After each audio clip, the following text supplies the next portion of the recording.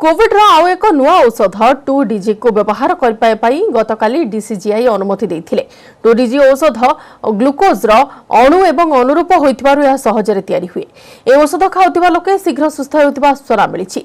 Powder उपर मिलुतिबा औषध को पानी रे मिसाई खाइबाको पड़िथाय। तेबे डीसीजीआई रे अनुमति मिलिबा परे एहा कोरोना संक्रमण विरोध रे किभଳି काम करिवो, किभଳି ए औषध को तयारी करा जाइछि, स्टैंडर्ड केयर रो माने कोन, कम लक्षण थिबा कोरोना रोगी के औषध दियाजिबो ना गुरुतर कोरोना रोगी को दियाजिबो, ए सब प्रश्नर उत्तर दैछंती डीआरडीओ वैज्ञानिक सुधीर चंदना।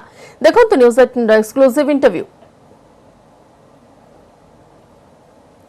इस दवा से क्या जो कोरोना के माइल्ड सिम्टम्स वाले मरीज हैं उनके इलाज के लिए भी ठीक रहेगा, या फिर जो गंभीर रूप से बीमार हैं या ऑक्सीजन सपोर्ट पे हैं उनके लिए मददगार होगा? हमने जो ट्रायल किए हैं वो मॉडरेट टू सीवियर, यानी कि कुछ बीच का लेकर के और सीवियर तक हमने कोशिश किया।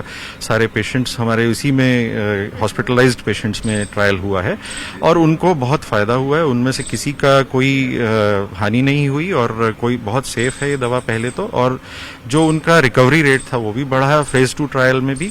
और फेज 3 में हमने ये देखा है कि तीसरे दिन पे जो ऑक्सीजन डिपेंडेंस है पेशेंट्स की वो स्टैंडर्ड केयर के तुलना में थोड़ी और बेहतर हो रही है।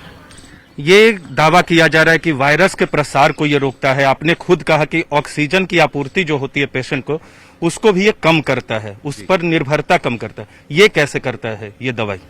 देखिए, इसका जो मैकेनिज्म है वो ऐसा है कि जो वायरस से इन्फेक्टेड सेल्स होते हैं वहां पे वो सेल्स के अंदर ये दवा ज्यादा मात्रा में जाती है और वहां जाकर के वायरस की ग्रोथ को रोकती है, चाहे वो शरीर के किसी भी पार्ट में हो, लंग्स में हो या और कहीं भी हो।